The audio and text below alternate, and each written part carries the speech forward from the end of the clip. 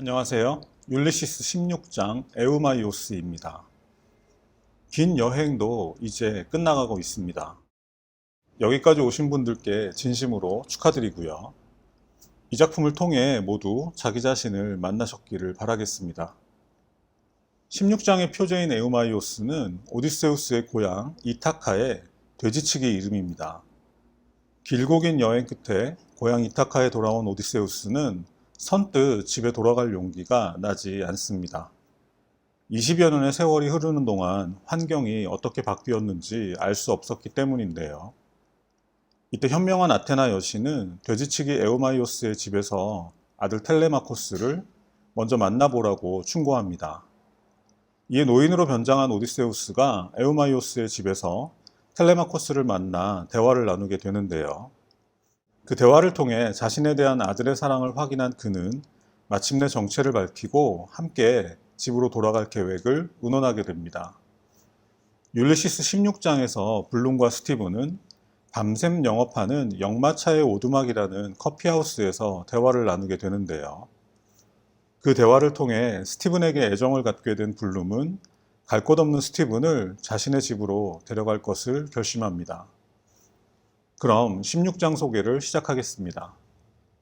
기절의 때가 깨어난 스티븐은 술이 깨기 시작하는지 몹시 지쳐 있었고 연신 하품을 하며 갈증 때문에 뭔가 마실 것을 찾고 있습니다. 너무 늦은 시간이라 어쩔 줄 몰라 하던 블룸은 마침내 밤샘 영업하는 역마차의 오두막이라는 커피하우스를 생각해냅니다. 역마차의 오두막은 이름처럼 주로 밤새 일하는 마부들이 쉬어가는 곳이었는데요. 그곳이라면 스티븐이 마실 것과 또 요기할 만한 것이 있을 것 같습니다. 그런데 너무 늦은 시간이라 그곳까지 타고 갈 마차를 찾을 수 없었습니다. 하는 수 없이 두 사람은 이런저런 대화를 나누며 천천히 걷기로 하는데요. 블룸은 주로 스티븐에게 지나친 음주의 위험성과 유흥에 빠져 돈을 낭비하는 것, 그리고 특히 스티븐을 버리고 떠난 못된 친구들에 대해 끝없는 충고 겸 잔소리를 늘어놓고 있습니다. 스티븐은 말없이 듣고 있을 뿐인데요. 마치 전형적인 아버지와 아들의 산책 풍경 같습니다.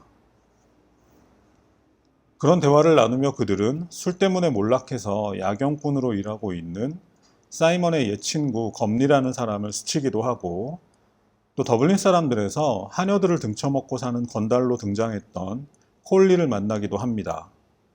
스티븐을 만난 콜리는 역시 잘 곳이 없다며 돈 얘기를 꺼내기 시작하고 이에 스티븐은 콜리가 만족할 만큼의 돈을 선선히 내줍니다.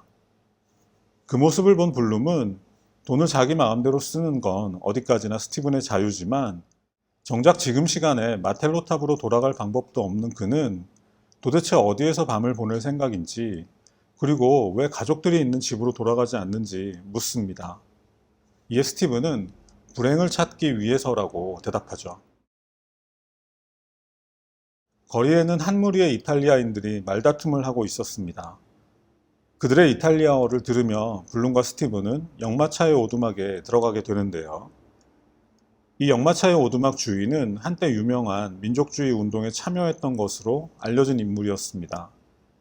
사실을 확인할 수는 없지만 주인이 민족주의 성향을 가진 것은 분명해 보입니다. 스티븐을 위한 커피와 빵을 주문하며 블룸은 조금 전 들었던 이탈리아어가 매우 아름다운 언어라고 말합니다. 이탈리아어에는 풍부한 선율이 느껴져서 노래와 시에 어울린다는 것인데요. 이 말을 들은 스티븐은 그들이 돈 때문에 말다툼을 하고 있었다고 답합니다.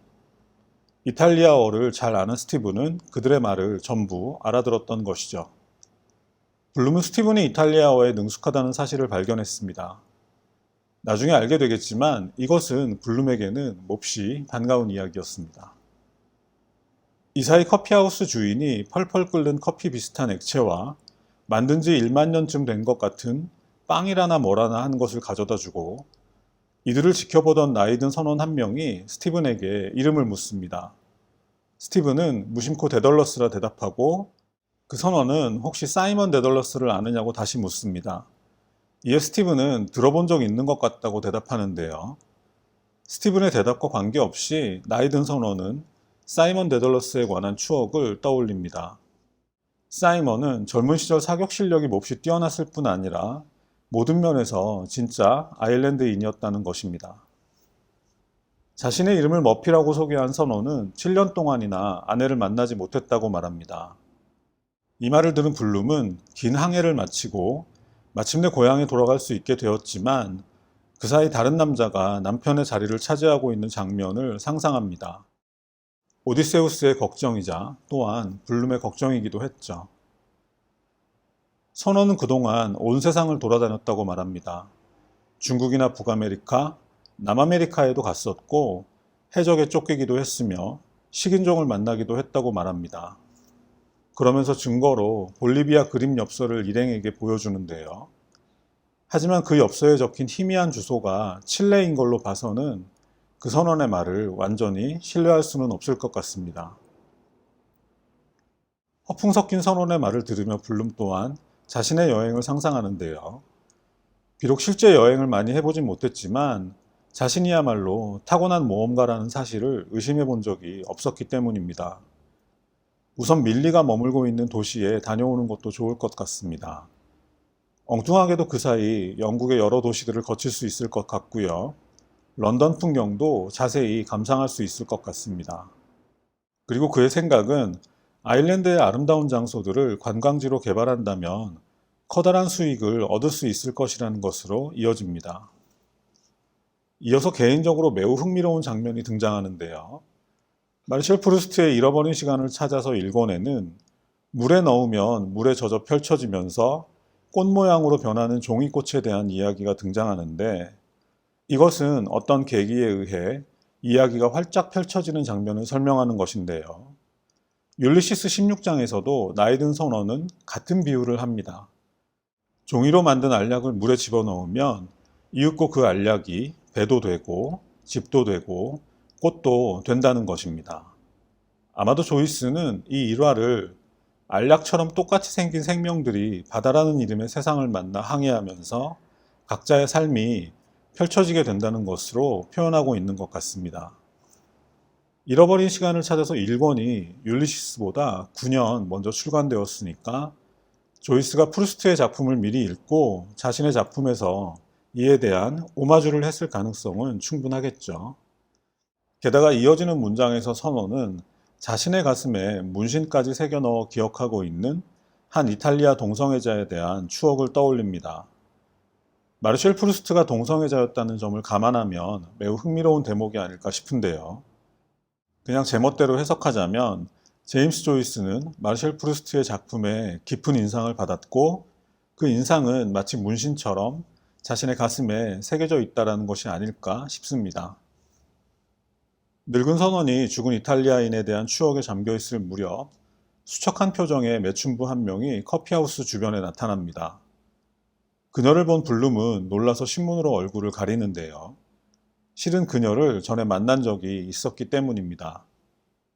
이윽고 그녀가 사라지자 블룸은 스티븐에게 방금 그녀 같은 불행한 여인에 대한 이야기를 꺼내고 이에 스티븐은 그녀는 단지 몸을 팔 뿐이지만 아일랜드인들은 그보다 더한 것들을 아무렇지도 않게 팔아치우고 있다고 말합니다. 스티븐의 말을 잘 알아들을 수 없었던 블룸은 계속해서 아일랜드 보건 정책의 문제점에 대해 지적하고 스티븐은 정신적인 영역에 대한 관심이 많아 보이지만 정신이나 영혼 같은 것들은 사실 과학적으로 단순하게 설명할 수 있는 것 아니냐고 묻습니다. 이런 대화가 피곤했던 스티븐은 다만 연장자에 대한 예우 차원에서 스콜라 철학자인 토마스 아퀴나스를 인용하는데요. 사실 이 엉뚱한 대화는 스티븐의 이 말을 끌어내기 위한 것이죠. 스티븐이 인용한 말에 의하면 타락은 모순이 있는 곳에서만 발견될 수 있는데 인간의 영혼이란 모순이 없는 순수한 물질이라서 신에 의해 파괴되는 경우를 제외하고는 타락할 수 없다는 것입니다. 토마스 아퀴나스의 이 말의 의미에 대해서는 각자 생각해 보시길 바라겠고요. 역시 이 말을 이해할 수 없었던 블룸은 스티븐에게 슬슬 시비를 걸기 시작합니다. 그 모든 말들이 전부 수도사들이 지어낸 엉터리 이야기에 지나지 않는다고 말이죠. 이에 스티븐은 더 이상의 대화를 포기하고 두 사람은 각자의 생각에 빠져듭니다. 블룸은 금주를 활용해 뭔가 사업을 할 수 있지 않을까 생각해 보기도 하고, 또 스티븐에게 아무래도 저 늙은 선원의 말은 신뢰할 수 없을 것 같다고 얘기하기도 합니다. 이에 스티븐은 저 사람의 말에 허풍이 심한 건 사실이지만, 하지만 그것이 전부 거짓은 아닐 거라고 대답합니다. 인생이란 우연으로 가득한 것이기 때문이죠. 커피하우스에서는 아일랜드에 관한 대화가 시작되고 있습니다. 이 책에 등장하는 모든 장소에서 빠지지 않고 등장하는 주제인데요. 그들의 말에 의하면 아일랜드는 지구상에서 유례가 없을 정도로 풍요로운 나라인데 영국 놈들의 착취 때문에 이렇게 힘들게 살고 있다는 것입니다. 이제는 우리도 익숙한 논리인데요. 그 대화는 영국은 곧 멸망할 것이고 그러면 아일랜드에게 엄청난 기회가 찾아올 것이다 라는 말로 마무리되겠죠. 하지만 블룸은 반대 의견을 제시합니다. 영국이 알아서 몰락할 것이라는 논리는 지금 시점에서 아무 의미도 없으며 현실이 이렇다면 서로 적대하는 것이 아니라 상호 존중의 관점에서 해결책을 찾아야 한다는 것입니다. 그러면서 블룸은 선과 악에 대해 분명한 기준을 세우는 건 힘든 일이니 지금 당장 완벽한 해결 방법을 찾을 수는 없겠지만 하지만 적어도 모든 면에서 개선의 여지는 있을 것이라고 말합니다. 이제 블룸은 모든 사람이 일할 수 있고 먹고 살 만큼의 돈을 벌 수 있는 사회에 대한 자기만의 비전을 얘기합니다. 이때 스티븐은 자신은 일을 하지 않으니까 제외해달라고 얘기하는데요. 이런 스티븐의 대답에 블룸은 잠깐 놀라기는 했지만 재빨리 마음을 가다듬고 글을 쓰는 것도 훌륭한 일이며 스티븐도 자신이 원하는 일을 하면서 살아갈 권리가 분명히 있는 거라고 대답합니다. 스티븐은 미소 지으며 요컨대 당신은 내가 아일랜드라는 나라에 속해 있기 때문에 아일랜드 국민으로서 권리를 갖고 있다는 점을 말하고자 하는 것 같은데 내 고민은 내가 아일랜드에 속해 있기 때문이 아니라 아일랜드가 내 안에 속해 있기 때문이라고 말합니다. 자신이 아일랜드에 속해 있다면 아일랜드를 떠나는 것으로 문제가 해결되겠지만 반대로 아일랜드가 내 안에 속해 있다면 세상 어디를 가더라도 그것으로부터 탈출할 수는 없다는 것이죠. 자기 내부에 자리 잡고 있는 갈등과 고뇌로부터 도망칠 곳은 아무데도 없다는 것입니다. 어디로 도망치던 그 갈등도 함께 따라온다는 것이겠죠. 블룸은 스티븐이 하는 말을 잘 이해할 수 없습니다. 하지만 이 젊은이를 달래주고 응원해주고 싶은데요. 그 이유를 정확히 알 수 없지만 지적 능력도 뛰어나고 이탈리아어 실력도 뛰어난 데다 말할 수 없는 매력도 가지고 있는 것 같기 때문입니다. 이제 스티븐은 아버지의 시험을 통과했습니다. 그리고 블룸은 자신이 만난 수많은 평범한 사람들에 대한 이야기를 쓰면 어떨까 생각하게 되는데요. 바로 이것이 제임스 조이스의 작품인 더블린 사람들이나 율리시스의 주제이죠. 평범한 사람들에 관한 이야기를 특별하게 쓰는 것 말입니다. 커피하우스 주인은 아일랜드 독립 지도자인 찰스 파넬은 죽지 않았으며 언젠가 꼭 돌아올 것이라 말하고 있습니다. 이에 대해 블룸은 생각합니다. 정작 찰스 파넬에게 불륜 사건이 터졌을 때 아일랜드 국민들이 그를 어떻게 대했느냐고 말이죠.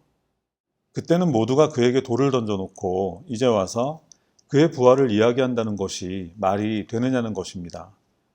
아일랜드인들은 도대체 언제까지 이루어질 수 없는 환상 속에서 살아갈 것인가 묻는 것이죠. 이제 스티븐에게 호감을 갖게 된 블룸은 스티븐에게 몰리의 사진을 슬며시 보여줍니다. 이 이야기는 조금 전 언급했던 찰스 파넬의 불륜과 관계 있는 것인데요. 블룸이 생각하기에 만약 몰리에게 스티븐을 소개시켜 준다면 둘 사이에 분명 어떤 일이 생기긴 하겠지만 그런 것이 그렇게 대단한 일인가 싶습니다. 찰스 파넬도 그랬지만 사실 그런 문제는 대부분이 경험하고 있고 또 경험하고 싶어 하면서도 겉으로는 아닌 척하는 그런 문제에 불과한 것 아닌가 하는 것이죠. 시간은 벌써 새벽 1시에 가까워지고 있습니다. 스티븐이 마텔로탑으로 돌아가기에는 불가능한 시간이니 어쨌든 자신의 집으로 데려가는 게 좋을 것 같습니다.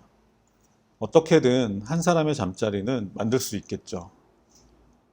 이런 생각을 하는 블룸의 머릿속은 온갖 환상으로 부풀어 오릅니다.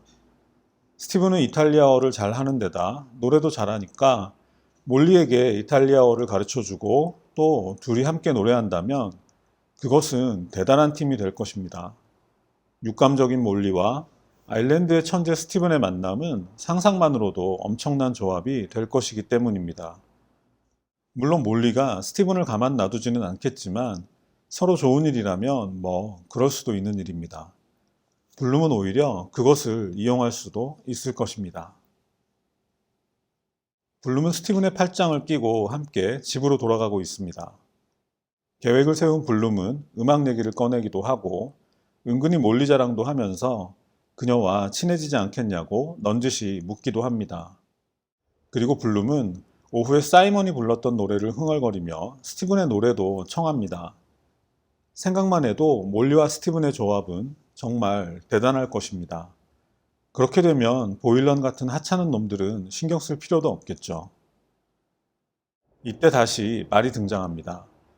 블룸이 자기만의 온갖 환상에 빠져 있는 사이 마차에 매여 있던 말 한 마리가 꼬리를 높이 쳐들고 김이 모락모락 나는 똥 세 덩어리를 떨어뜨립니다. 마차에 앉아있던 마부는 상복을 입고 걸어가는 두 사람, 한 사람은 뚱뚱하고 한 사람은 홀쭉한 두 사람이 마치 부부처럼 정답게 걸어가는 뒷모습을 무심코 바라보고 있습니다. 이렇게 율리시스 16장 에우마이오스 편 소개가 끝났습니다.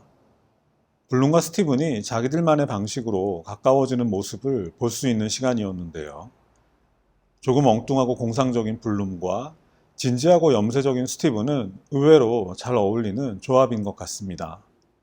서로 말이 통하지 않는 건 사람이 친해지는데 그리 중요한 문제가 아니라는 것을 다시 한번 확인하는 시간이었던 것 같습니다. 이제 2장이 남았습니다. 다음 주는 드디어 집으로 돌아간 블룸이 스티븐과 긴 새벽을 함께 할 예정입니다. 오늘은 여기까지 하겠습니다. 감사합니다.